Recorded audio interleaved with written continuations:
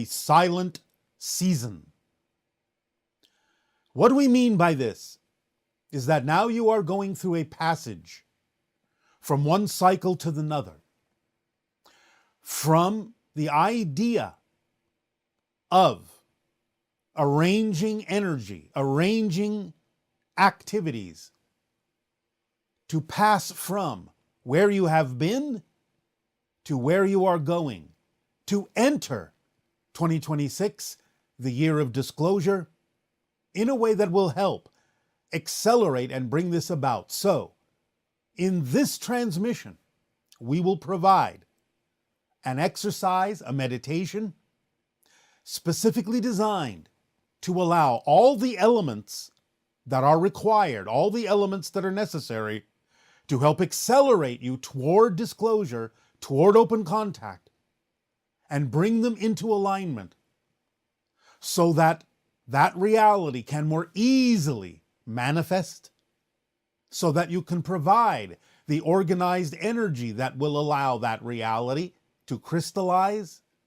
This exercise is part of the Interstellar Alliance social experiment, one of the final steps in it that will allow disclosure and open contact to come forward, to bloom, to blossom in your society in the most efficient way for the benefit of all.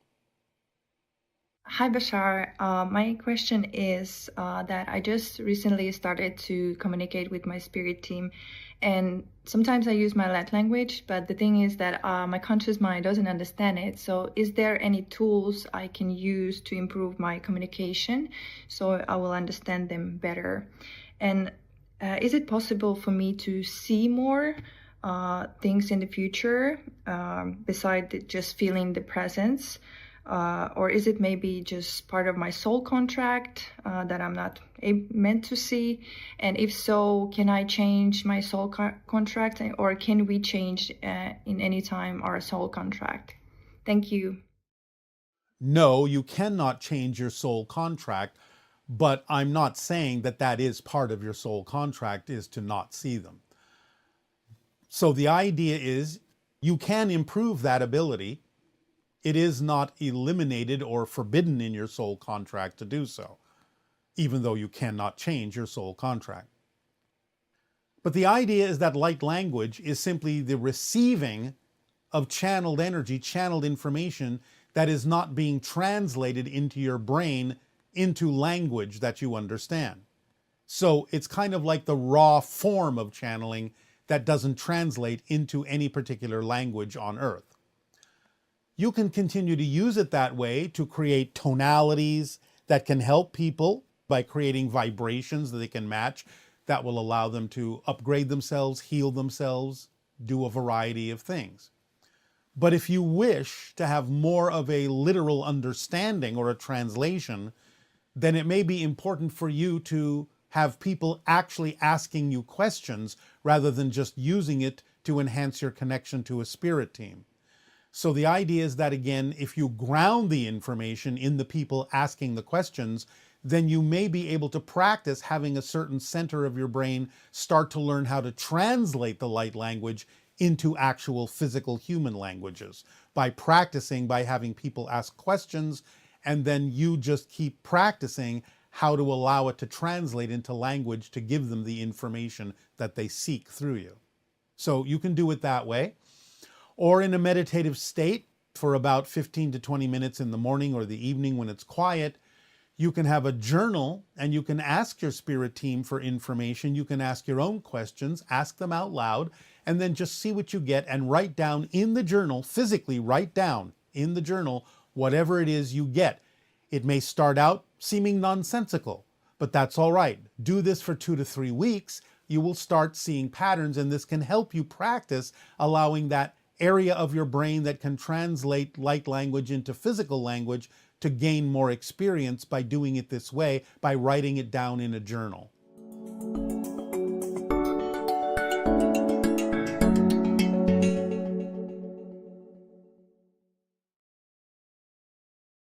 And Safin say hi hi. Oh, all right. They also say hi, hi. Well, we say hi, hi to them too. All right. What about saying hi, hi as well?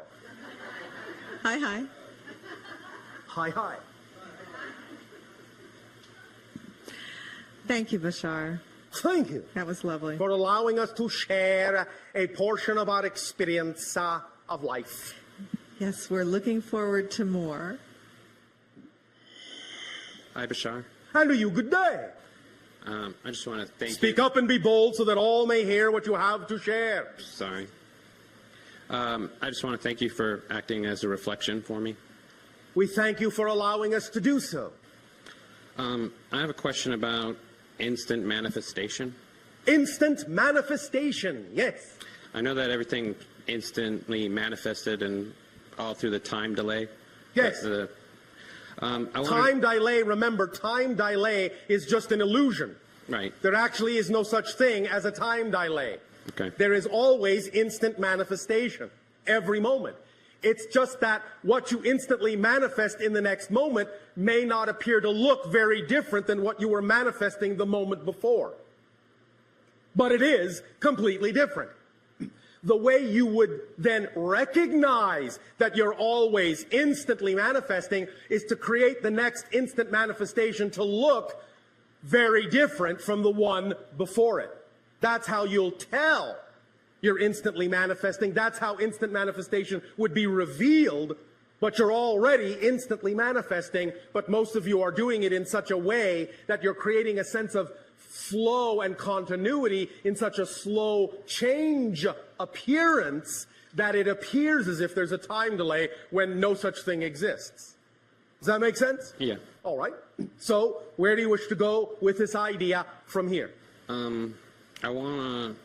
Speak up, speak up. Sorry. I wanted to create a device or a thing that allows instant manifestation. But you are the device or thing that creates instant manifestation. I know that, but You want to create a reflection, a simulacrum yeah, of that. it would be an equivalent of the controls of the holodeck. You may do that if you wish. What is the first thing your imagination tells you as what would be the best way to approach creating such a simulacrum? It tells me to start getting rid of my belief systems. No, not getting rid of them, transforming them. bypassing them, yeah. From what to what? Can you pick a specific belief you have now that is not allowing you to do this and tell us what you would like to transform it into that would allow you to do it? It would be the simple belief that, we walk around the world and, we interact and we touch a wall and it's there, that kind of belief, whatever that is. All right. And what kind of a belief can you actually replace it with that would allow you more flexibility and malleability in the illusion of space-time? Well, I was thinking about beliefs as maybe like a virus. Could I program a belief to be a virus and take out the beliefs in the way? All right. You can do that. Okay.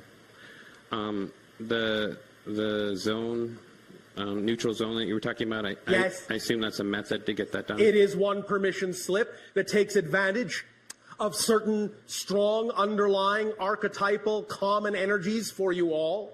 So yes, it might work for you as well. If you wish to apply any specific twist to it in your imagination, feel free to do so because your imagination knows what it's doing when it does that. Do you have a practical method you could suggest to me? Was that not a practical method? Yeah, it was. Maybe So what other practical method are you referring to? more in alignment with my excitement. Allow yourself to sit in an empty room, and besides the room, have one other object of your choosing in that room. I would suggest that the object be of a homogeneous material. You understand? Not many mixed materials. Okay. One homogeneous thing. As you sit in the absolutely empty room with that homogeneous thing, allow yourself to view it in relatively low light, whatever color seems peaceful to you. Have the light behind you so you can't see it, but have it be bright enough just to see the thing. And as you look at that thing, remember what we said about the prime radiant, do you? No. All right. Sorry. Imagine this first. What your scientists call a subatomic particle. This is just a euphemism, but it will do for this exercise, all right? A subatomic particle. Can you imagine that? Sort of. Sort of. All right, doesn't matter. It's not a precise thing because, as I said, it's only a euphemism. It's only a symbol. Whichever way you choose to depict it will work, all right? Okay. All right, so do you have the picture of that subatomic particle? Yeah. All right, now, imagine that this subatomic particle has no restrictions, no limitations. It can actually move at infinite speed if it wants to. Can you imagine that? Yeah. If something can move at infinite speed, that means it can be everywhere at once, correct? Right. Yes? Yes. That means it could appear to be more than one particle, couldn't it? Yes. All right. But you know it's the same particle, yes? Yes. All right. That is actually how reality is structured. All of the subatomic particles in you are the same subatomic particle, and they're the same subatomic particle in every single person in the room, and on the planet, and in the universe. The same one particle. Not the same one kind. The literally same one particle makes up everything by being so infinitely fast that it can actually appear to be another particle and another particle and another particle next to itself at the same time.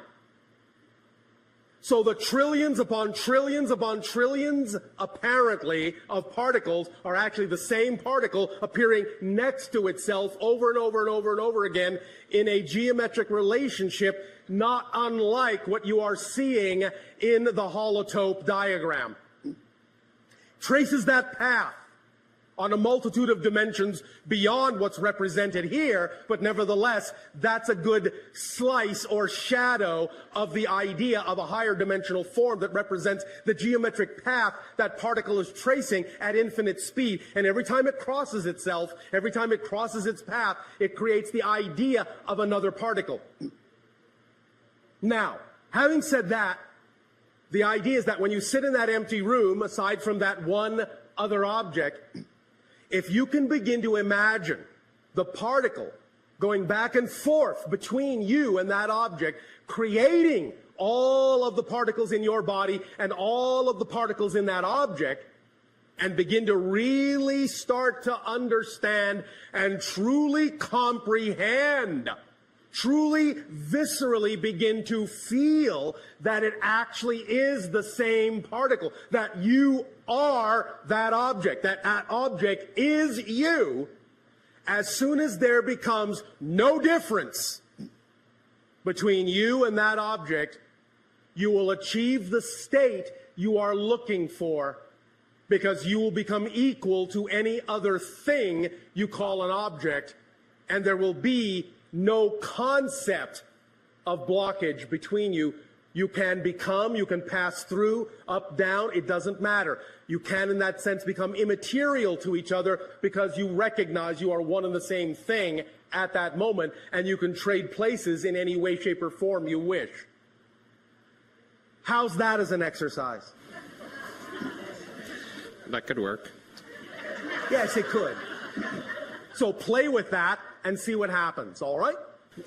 Yeah, I was wondering, is it possible to, instead of do it that way, is it possible to contact a higher consciousness? Yes, of course. Okay. Remember, what we have initially said also is that the whole point here is to contact your own higher consciousness as well, because if it's not part of the equation, you actually won't be able to contact another higher consciousness. We wish to tell you all a little secret that we have recently begun to reveal to many of you. You're talking to your higher self right now.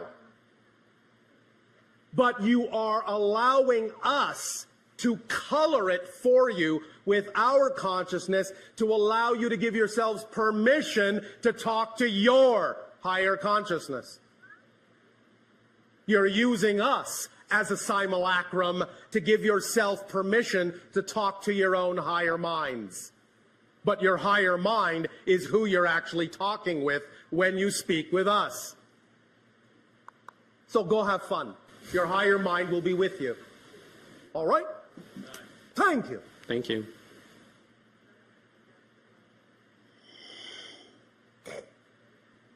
Good afternoon, everyone. Andrew, you good day. Thank you.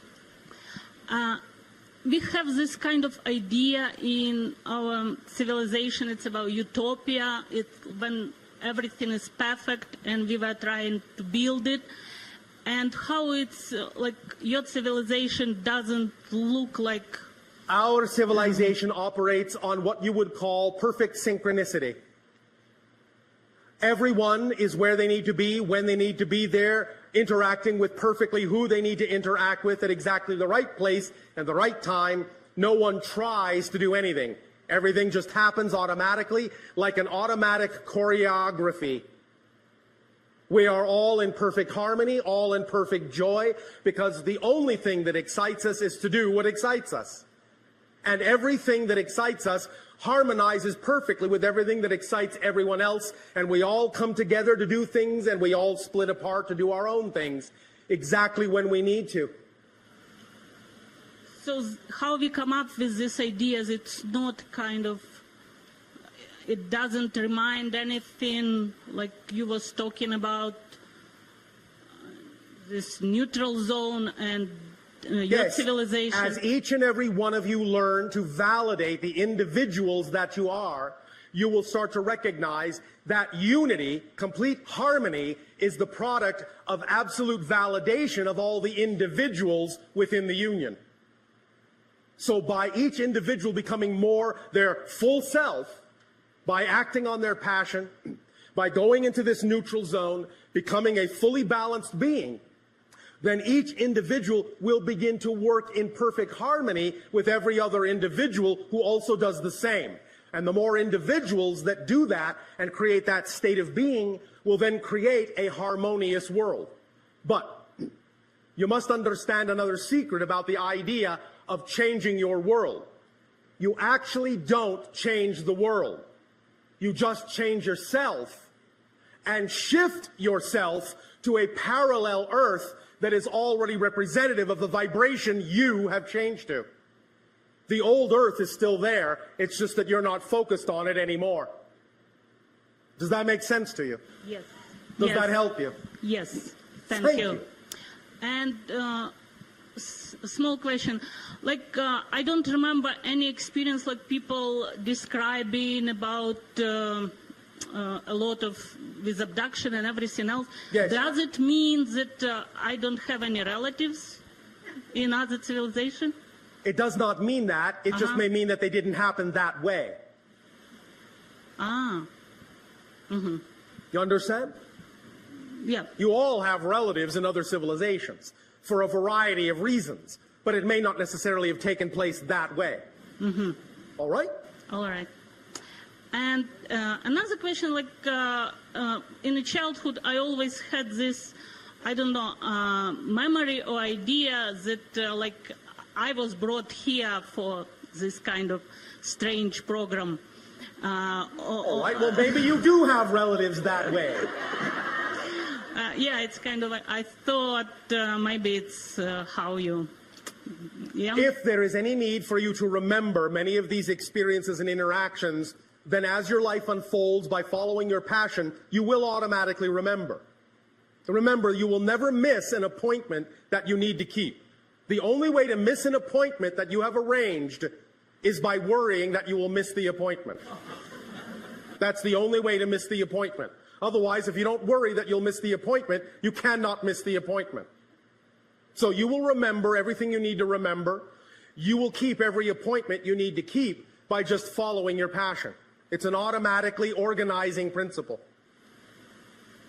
So if there's anything about this you need to remember, it will come to you in whatever way serves you best. All right? Thank you. Thank you. Pleasant dreams. Thank you.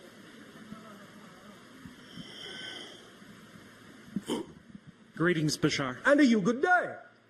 I would like you to speak about phobias. Phobias. Yes. Specifically, why does it take the energy away from you to give you a fear about something that you shouldn't be afraid of? If you are afraid of it, it is an indication of a belief system within you. Every single emotion is an indication of a definition you believe to be true about yourself in relation to the circumstance. So phobias are strong symbols of a definition that is out of alignment with your true self, and it is a sparkling opportunity when you feel the fear to use the fear as an indicator and a guide to find out what that definitional belief is, so that in identifying it, you can transform it. But it almost always has to do with the idea of a belief or a definition about yourself in relationship to something in the circumstance or some circumstance in your life that it symbolizes. Does that make sense? Yes, no, maybe? No. Oh, all right. What about it doesn't make sense? The way that it controls my higher consciousness, that I'm very passionate about being somewhere else. You mean you are afraid to be where you are Yes. so much that you wish you were somewhere else? That's not being passionate. That's being anxious. Okay. So the idea, again, is that any time a fear comes up, be it the idea of what you might call a quote-unquote normal fear or something on the level of a phobia, it is an indication, and I'll go further this time, it is an indication of a belief or a definition about yourself in relation to some circumstance in your life. That's what a general fear is. An indication of some negative belief about yourself in relation to some circumstance in your life. A phobia, being that it is so much more amplified or magnified, is an indication not only of a negative belief about yourself in relation to some circumstance in your life, it is also an indication of a belief, of the existence of a negative belief that allows you to be addicted to the negative belief about yourself. It's a reinforcer, an amplifying belief that's also negative. That's why it's a phobia. That's why it is so highly amplified. Does that make sense? Yes. So, nevertheless, still an opportunity to ask the ultimate question in any and all of such circumstances when they crop up. The question being, what would I have to believe is true about myself in relation to some circumstance in my life for me to feel this way about this thing? What does this symbolize to me in my life? When you start asking those kinds of questions in a meditative, quiet state, once you have neutralized the idea, you will start getting answers about what belief system the phobia represents. So the first step is when you feel the fear, all right, be somewhere else, back away, neutralize it, don't put meaning into it, remove the negative meaning. It's just a situation. It's a neutral prop. It's nothing. It means nothing at all. Now then ask the question, what would I have to believe is true in order to have this fear, to have this feeling about some circumstance in my life that this thing represents? When you do that from a neutrally balanced place of meditation and you're quiet and listen for an answer, you will start to hear your higher mind answer you about what the negative belief actually is. You'll start to get a feeling. You'll start to get a picture. You'll start to hear something, or you'll just get a knowingness. Something will just pop into your head, or you'll feel inspired about something. You will get some information. But that's the question. What do I have to believe is true about myself in order to feel the way I do? That's the fundamental question. Make sense? Yes. Does that help you? Yes. Anything Thank else? you. No, thank you. Thank you. Thank you. I'd also like to talk to the teleconference attendees for just a moment and let them know that if we do have a dropout of our signal, to stay online because we will reconnect you. So thank you all for joining us. Would you like to ask a question? Okay, go ahead and sit here. Hi, Bashar. Good day. It's wonderful to be with you again still. It is always a joy for us to interact with each and every one of you. Thanks. I was hoping that you could answer to identify for us what the chemtrails are that have been happening around the planet and whether this... We will not talk about chemtrails. Okay. That data is no longer available from this terminal. Okay. Otherwise, can you tell us anything of the the man-made genetically manipulated virus, the H1N1 swine flu that apparently is man-made? That data is no longer available from this terminal. And then otherwise... Are you noticing a pattern? Yes. And, well, third one, and I hope it's not the same response, but the question of the apparently impending compulsory vaccination that is planned for everyone to have. That data is no longer available through this terminal. Okay. Do you know why? No. These are all negatively oriented, fear-inducing based belief systems. Okay. In this particular time now of our interactions with all of you, we simply cannot expend frequencies and energies in those domains.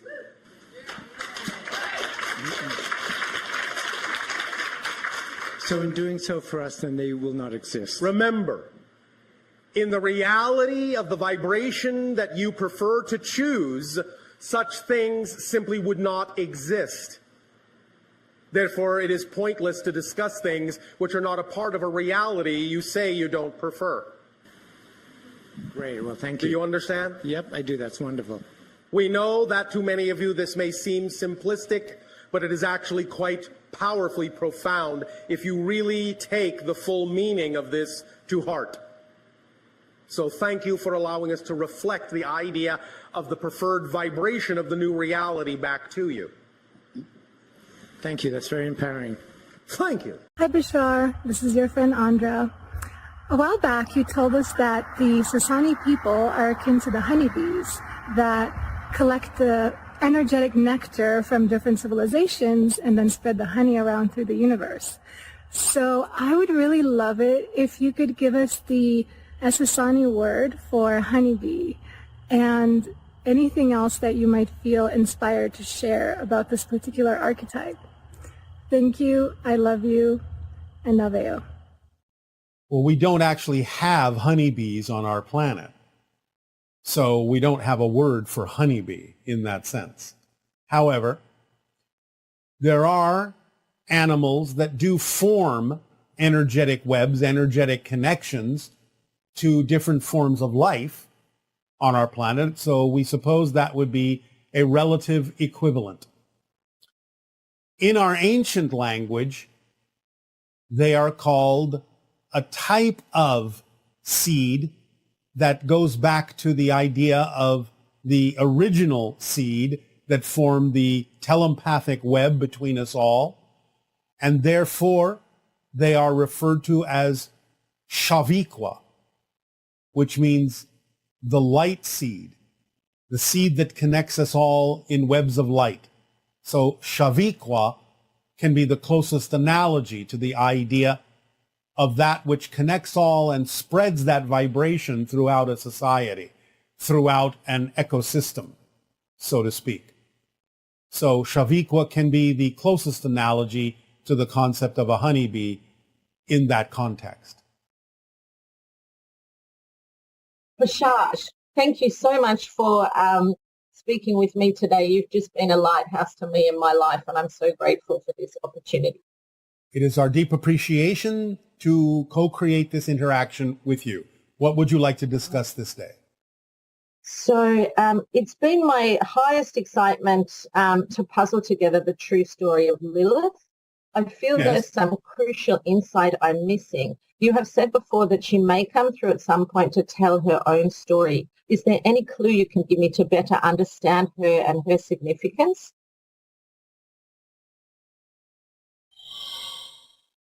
One moment.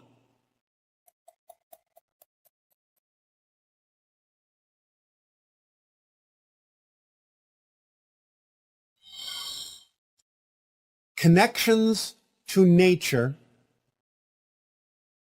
are of prime importance to understand the story of Lilith.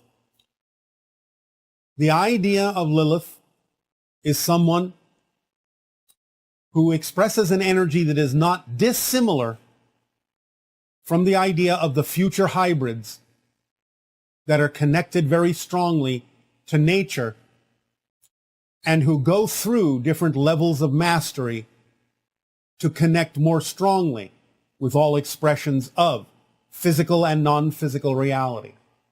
So Lilith is a story of self-empowerment, especially for the female energy expression on Earth.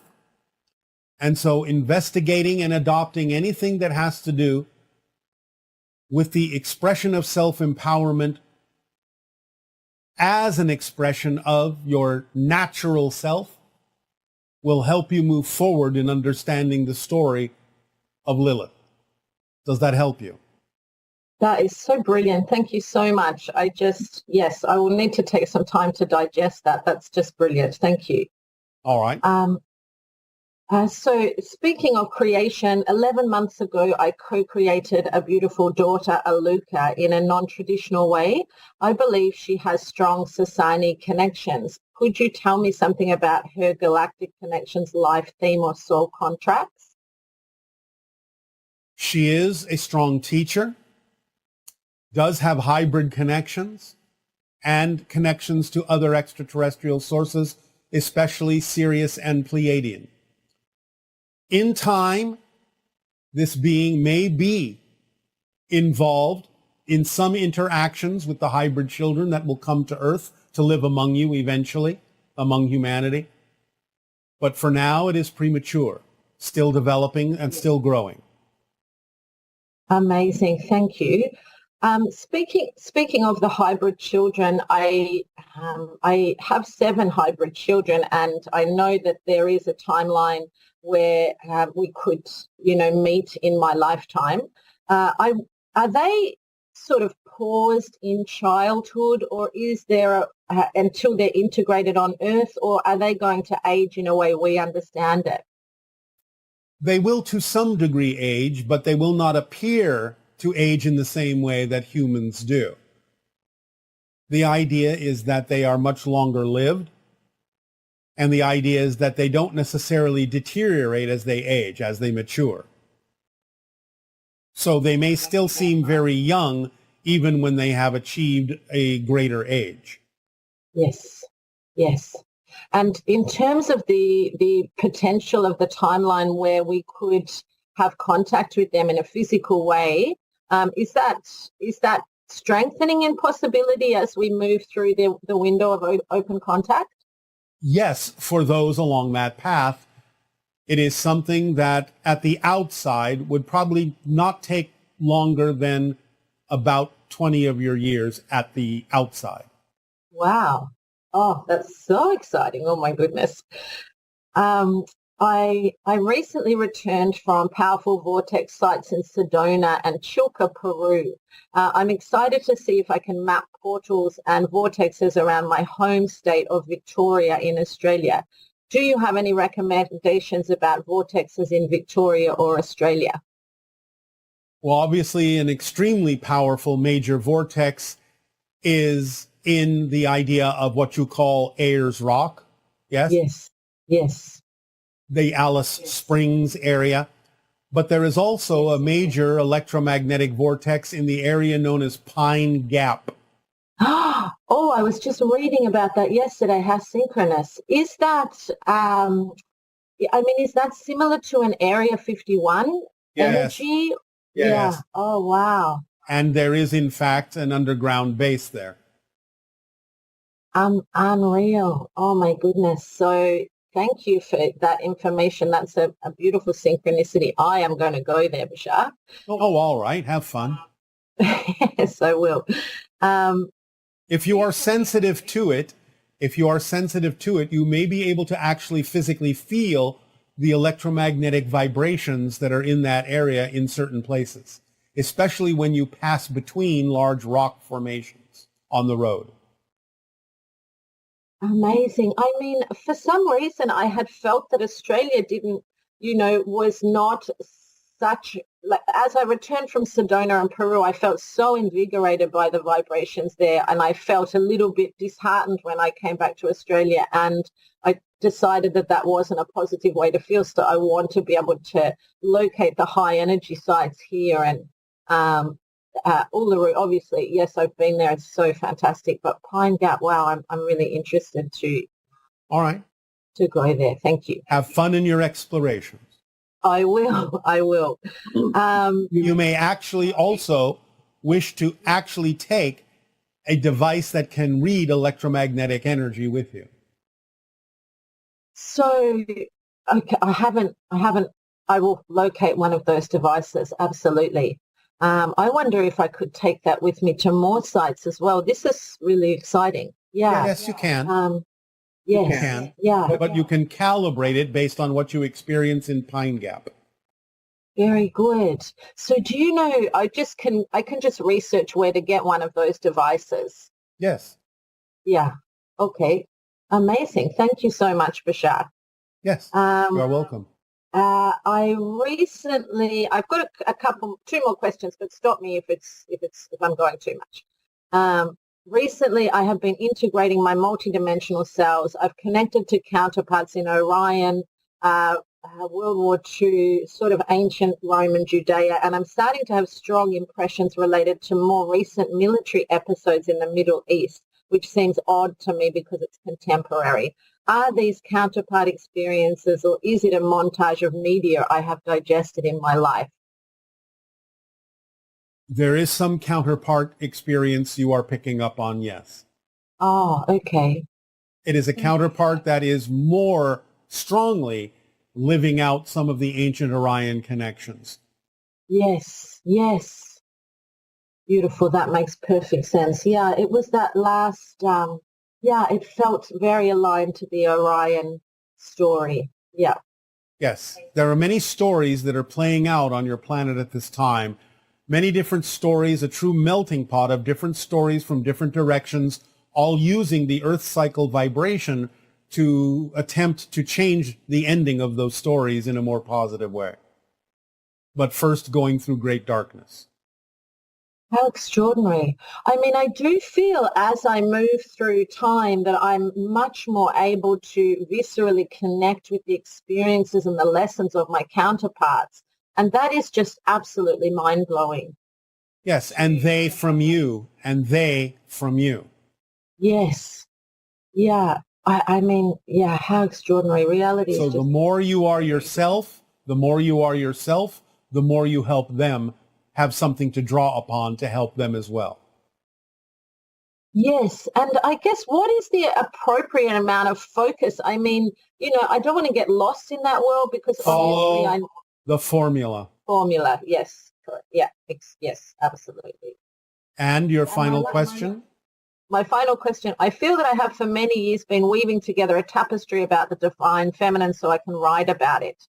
I cannot tell anymore if I'm fixated on this idea because I've held it for so long or whether I should keep pursuing this path of writing.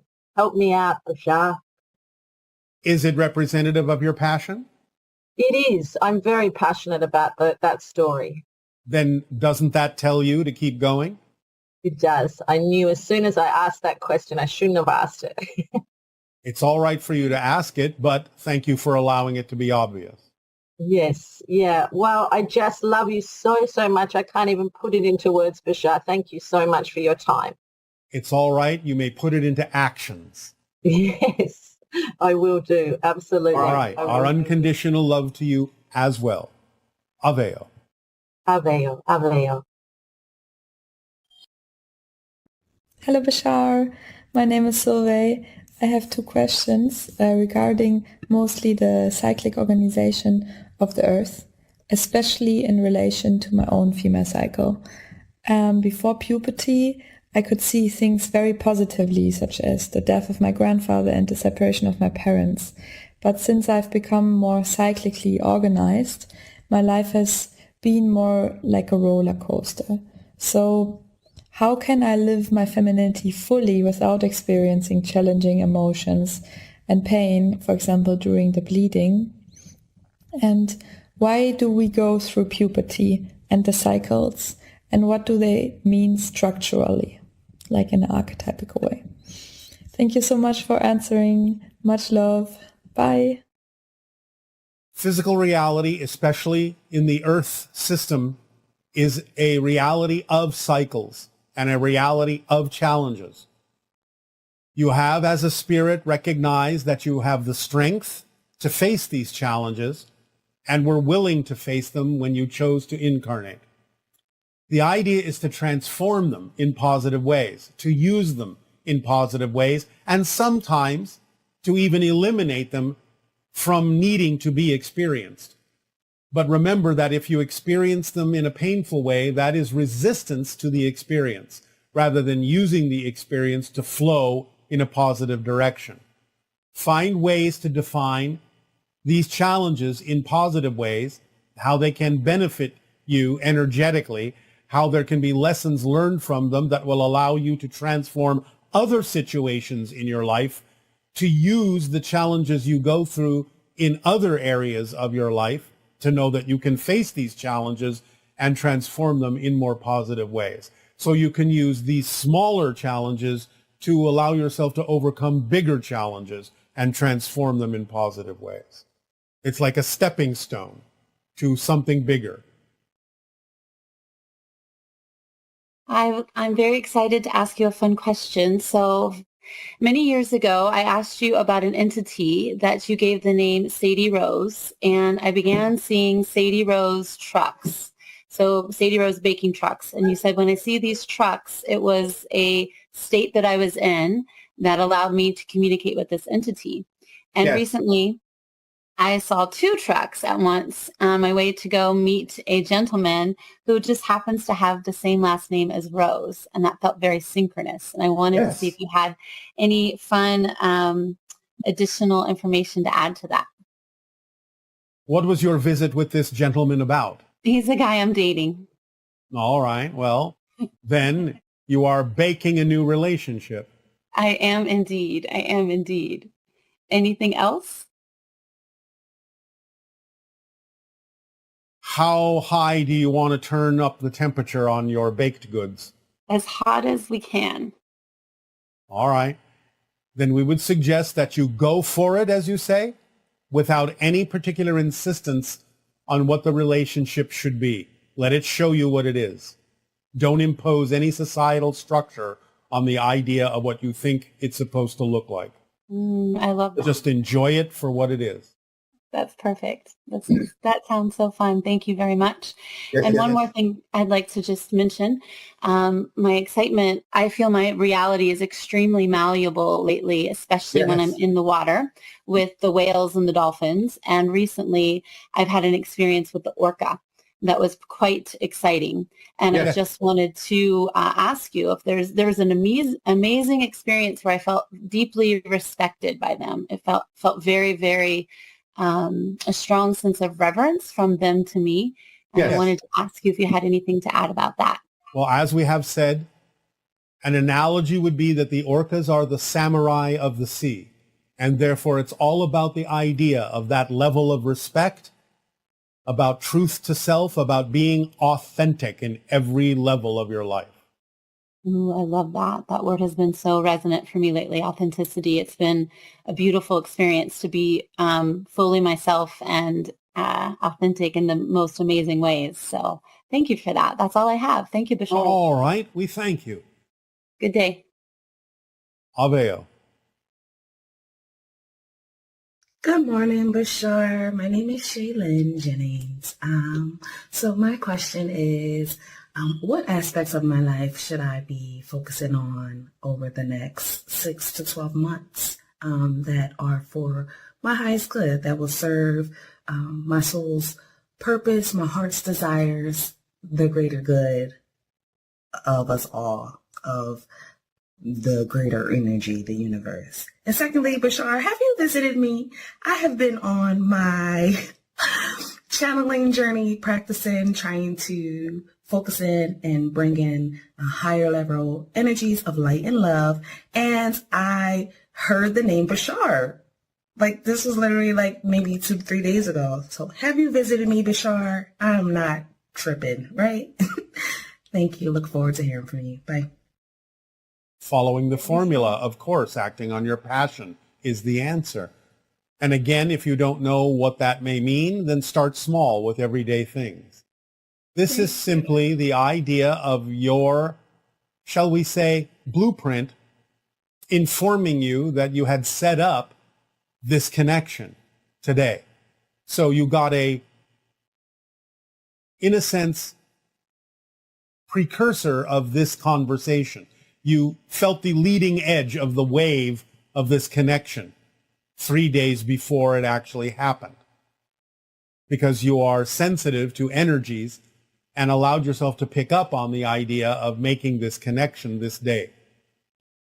So you are expanding your senses and increasing your sensitivity to pick up on things that have not yet actually manifested physically, because everything exists in spirit first, as above, so below.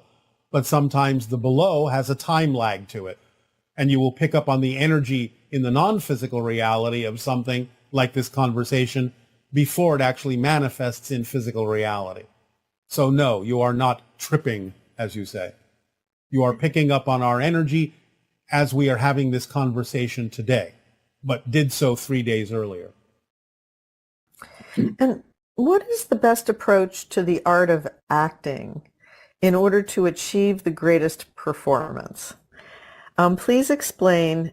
If it has to do with channeling, which it may not, is the actor channeling a person that is simultaneously existing in a parallel universe, or is the actor creating something new? Perhaps even a completely different and new person, new in regards to this plane that we know time to exist in. We have to be cautious about the idea of your terminology when you say completely new.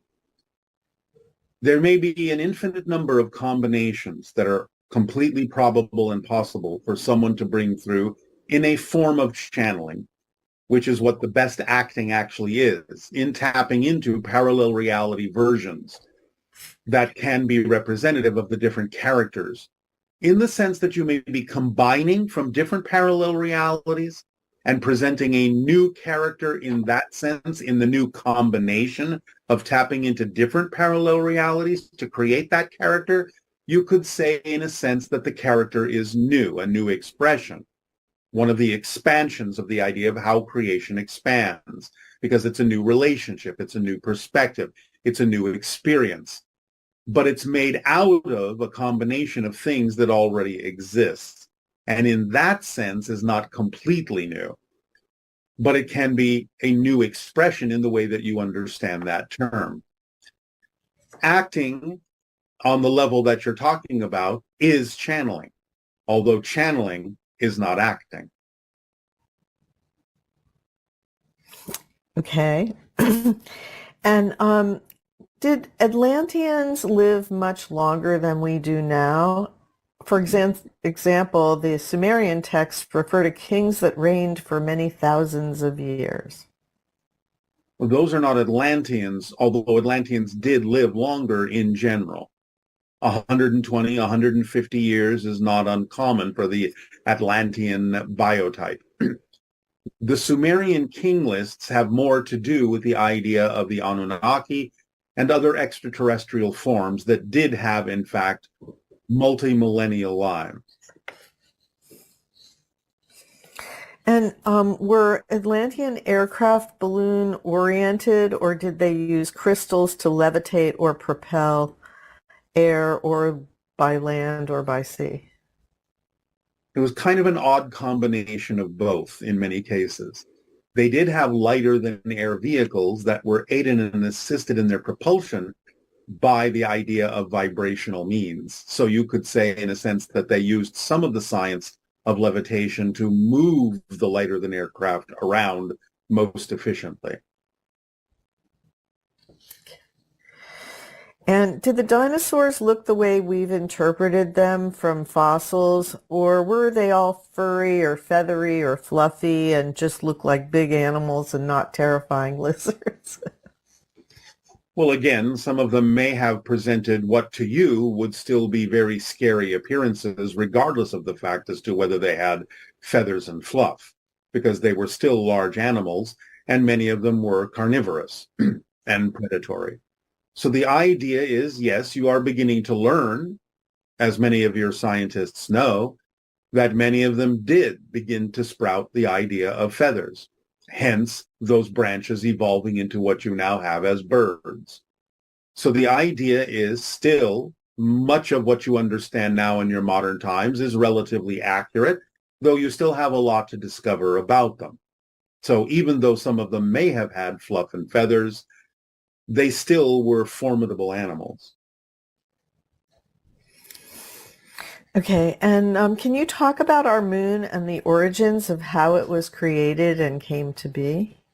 Your scientists are relatively accurate in the idea that the early Earth, when forming, was struck by another body in your solar system, and the moon, in that sense, was material that was broken off in the impact, and thus reformed as the moon around your planet in a natural way. Now, the moon is natural and formed that way, but it has been slightly altered since then, because there are extraterrestrial bases on the moon and devices on the moon that have placed it exactly and precisely into the orbit it now occupies to help balance out your planetary system in a variety of ways.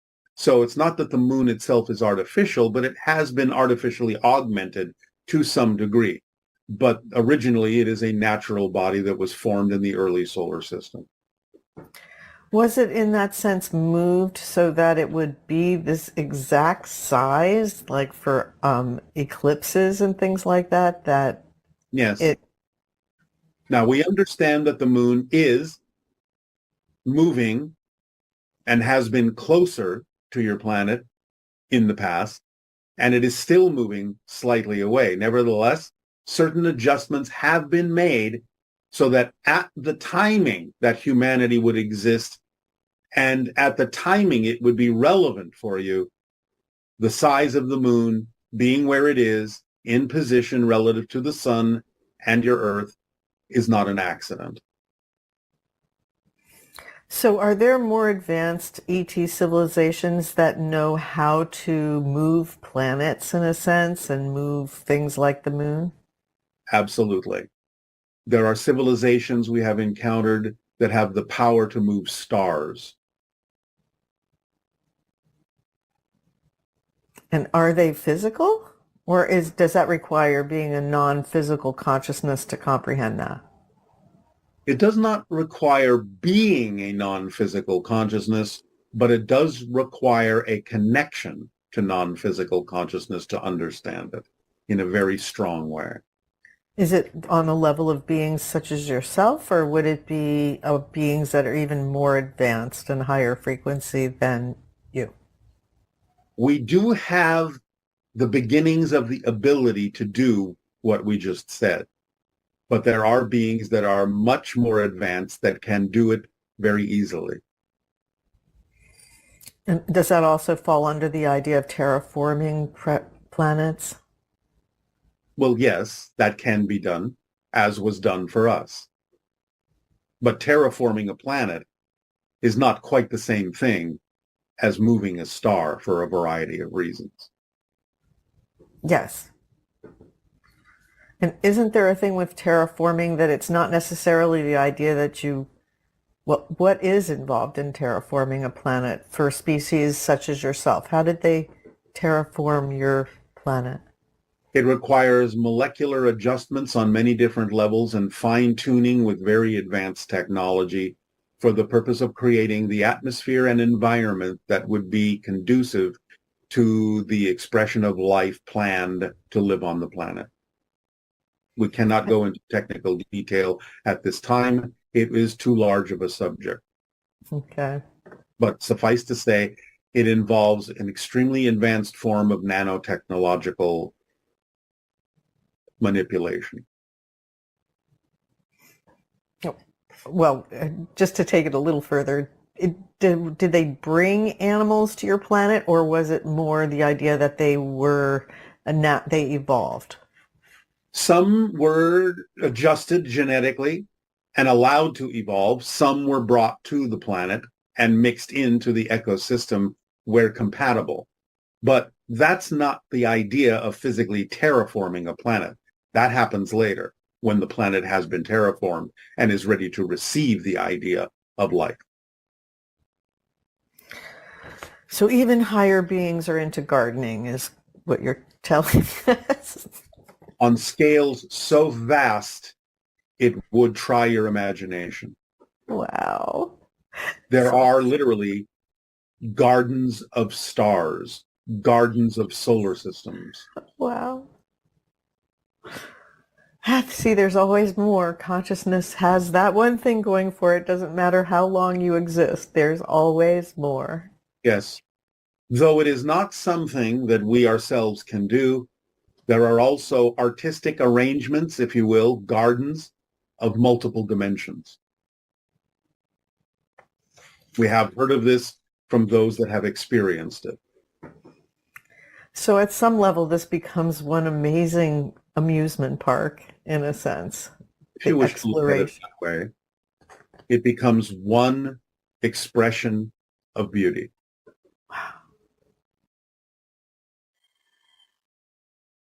All right, I'll say good day. This transmission we have titled 1 Minute to Midnight. Now, your society has coined this phrase in accordance with what it calls a doomsday clock, meaning how close are you in the entire global interactions going on your planet to the concept of self-destruction. How close are you to self-annihilation? Counting down the idea of an hour before midnight, they have said that you are now 1 minute to midnight, and maybe even less than that. Looking at all of the turmoil going on your world, and the idea that you are extremely close to a dangerous level of interaction that could lead to self-annihilation of the human race. But we would like to take that concept of 1 minute to midnight and reframe it in a different context to the idea now of those who are pursuing the expansion of consciousness, pursuing the idea of their spirituality and the adoption of more of who they are in the expression of their day-to-day lives, and reframe the concept as how close you are to open contact for those who are walking that path. So you are 1 minute to midnight, very close. At the stroke of midnight, that represents the idea of the moment when open contact truly begins. And so you are 1 minute away.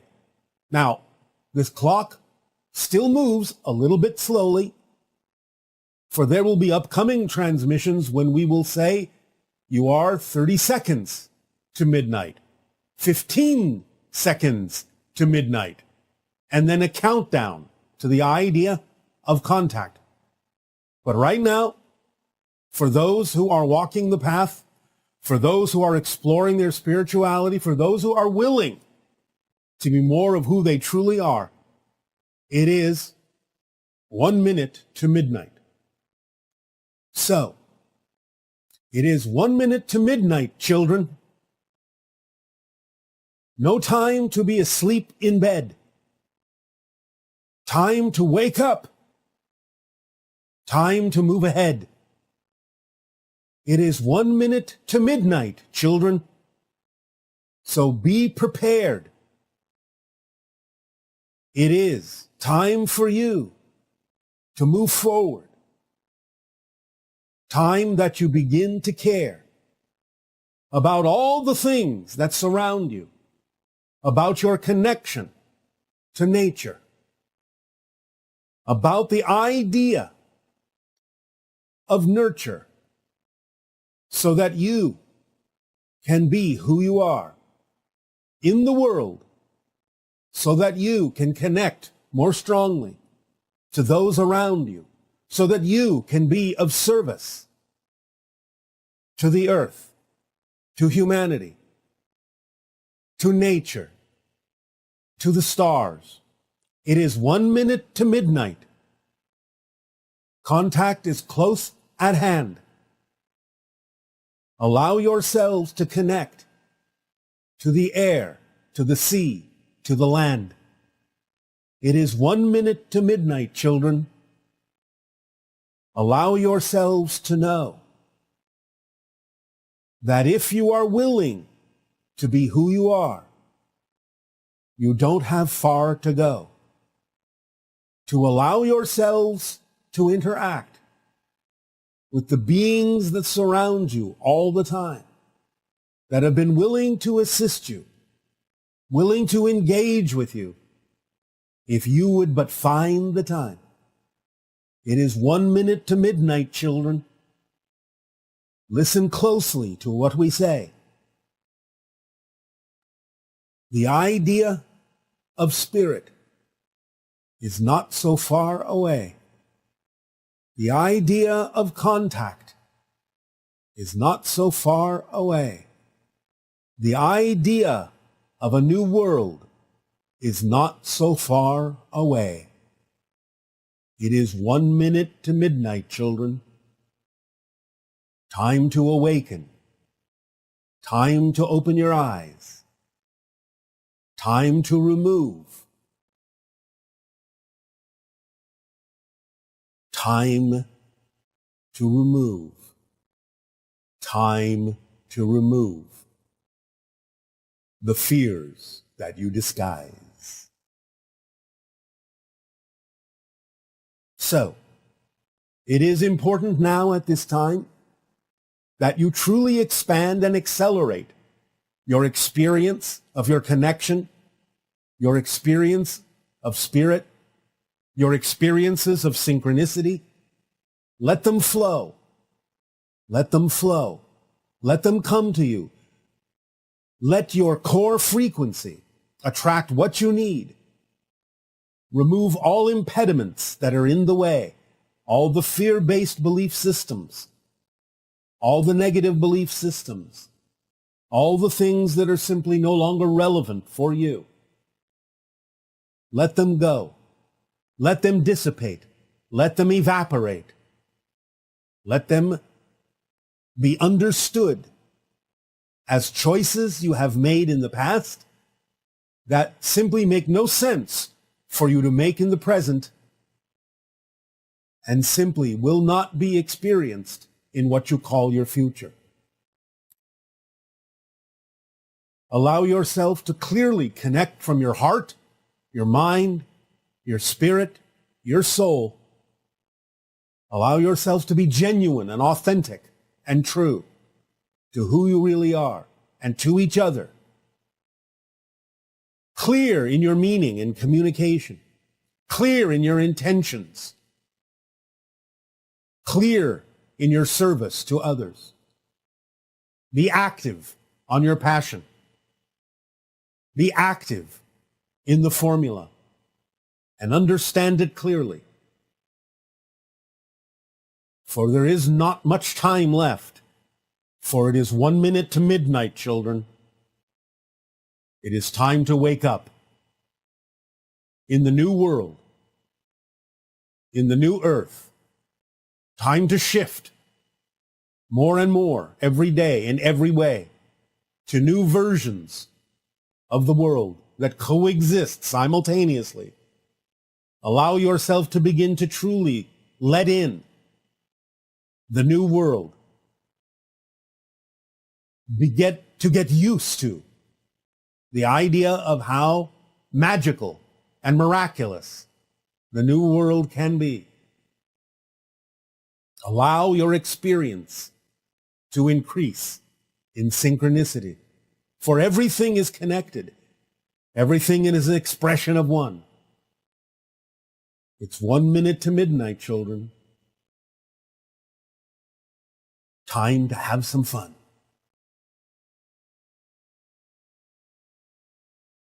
So set your watches, set your hearts, and set your minds to this new timing. It's 1 minute to midnight. Tick tock, tick tock, tick tock. We thank you for allowing us to share this with you in your October month, a time when you open your minds to the idea that the spirit world is all around you, that the barriers and the veils are thinnest, that you can interact with those who have passed on as a matter of course, that all the relationships still exist and always will. It's 1 minute to midnight. Tick tock, tick tock, tick tock. We thank you for allowing us to share this with you this day. Get into the spirit of the season in all the ways that you can take that meaning. And in return for the gift you are giving us in engaging with you, I ask now, how may we continue to be of service? Please begin with your dialogues and questions if you wish.